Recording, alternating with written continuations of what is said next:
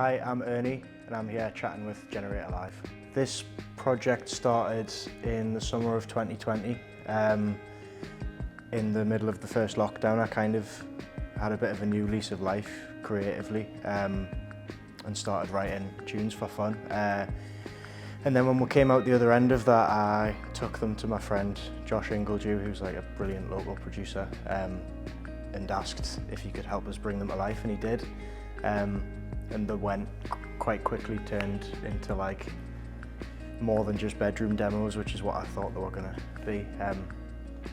And yeah, we've been grafting on those songs for 2 years behind the scenes, and then finally, as of now, we're starting to share them. So yeah, it's exciting. The artist's name is, well, my full name is Joe Ernest Allen. So yeah, so that's the Ernie thing. But my mum also has a little puppy dog called Ernie as well. And I used to work in a place called Ernie. So the name's been whizzing around my head for a while. The Northeast music scene is just, it's not, doesn't feel cliquey at all. It's like an inclusive community of people. Like working in Blank Studios with Josh a lot, there's dozens of bands coming in and out, and of all different genres and levels of experience, and everyone is just happy to help one another and offer advice and offer you a leg up and stuff like that. And I don't know if that happens in other bigger cities. So yeah, it's just like a really hard working, helpful, friendly community. And the artists are mint, like the music's great. So yeah, it feels like a special time to be sort of coming up in that scene. This gig is particularly special because it'll kind of be the first time we'll play our music once it's out to a local crowd. The name is kind of on people's minds a bit at the minute, but no one's heard anything properly yet. So it's going to be a good chance to like showcase the stuff live, and by that point people will hopefully be listening and enjoying it. Also, Boiler Shop's just like, I've seen countless amazing bands in this space. It's a sick venue, so it's just going to be really exciting to play. Yeah, so my debut single, Pink Headaches, is out now finally, which is really exciting, and we're working towards an EP and a headline show and everything at the end of the year. So yeah, it feels like the wheels are turning and it's really exciting. Musically we're very different, but I'm massively inspired by Richard Dawson.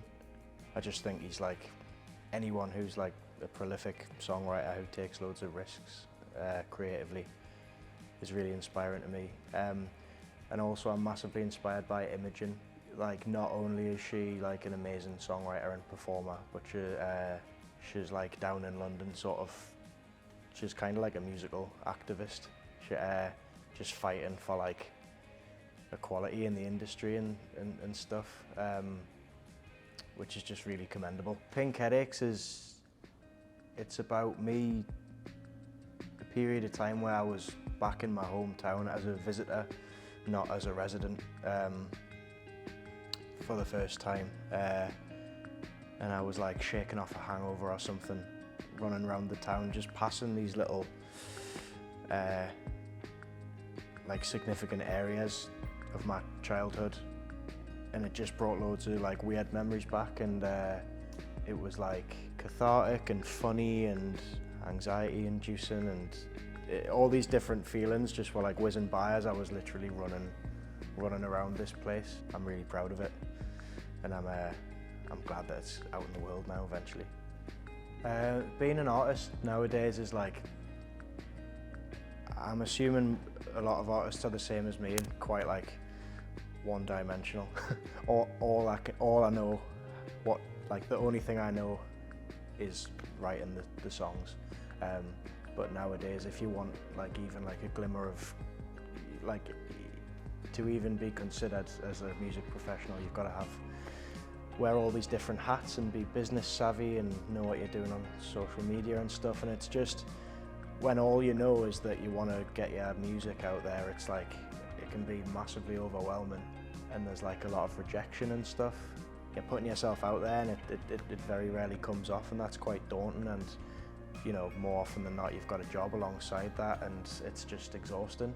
So yeah, it's like it feels like a very difficult time to be a budding music professional.